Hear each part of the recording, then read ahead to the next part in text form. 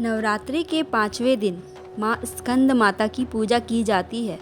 माँ स्कंद माता की पूजा करने से सभी प्रकार की मनोकामनाएं पूरी होती हैं, शत्रुओं पर विजय प्राप्त होती है और निसंतान लोगों को संतान सुख की प्राप्ति होती है।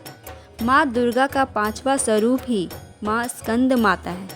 अब अगर आप ये जानना चाहते हैं कि माँ स्कंद माता की गोद में ये बालक कौन है, तो इसका जवाब है ये बालक हैं कुमार कार्तिकेय, जिनका एक और नाम स्कंद है। 4 भुजाओं वाली माँ स्कंद माता देवी पार्वती या माँ दुर्गा का 5वां स्वरूप है।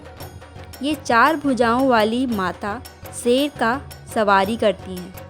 इनके एक हाथ में कमल पुष्प है और एक हाथ से ये अपने पुत्र स्कंद कुमार यानी भगवान कार्तिकेय को पकड़ी हुई हैं।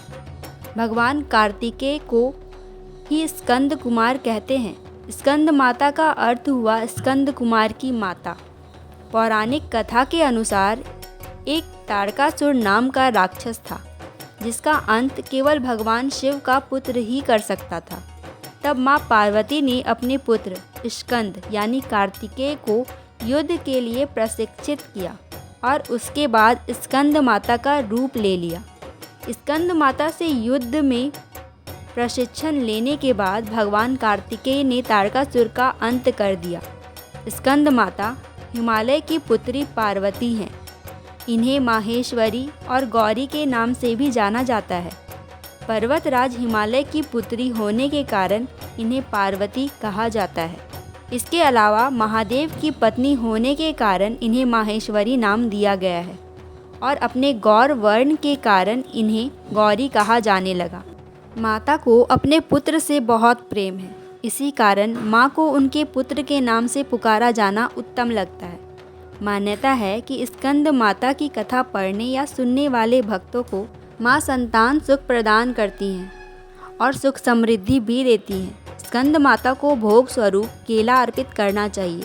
माँ को पीली वस्तुएं बहुत प्रिय हैं, इसलिए केसर डालकर खीर का भोग भी लगा सकते हैं। नवरात्रि के 5वें दिन लाल वस्त्र में सुहाग की सभी चीज़ें और लाल फूल और अक्षत माँ को अर्पित करने से महिलाओं को सौभाग्य और संतान की प्राप्ति होती है। इसके साथ ही 5 कन्याओं और 5 बालकों को भेंट स्वरूप खीर और मिठाई देने से माँ भगवती प्रसन्न होती हैं। स्कंद माता की पूजा करते हुए इस मंत्र का जाप करें। या देवी सर्वभूतेषु माँ स्कंद माता रूपेण संस्थिता नमस्तस्यै नमस्तस्यै नमस्तस्यै नमो नमः। तो ये थी माँ स्कंद माता की कथा। आपको ये कथा कैसी लगी मुझे कमेंट करके ज़रूर बताएं। धन्यवाद।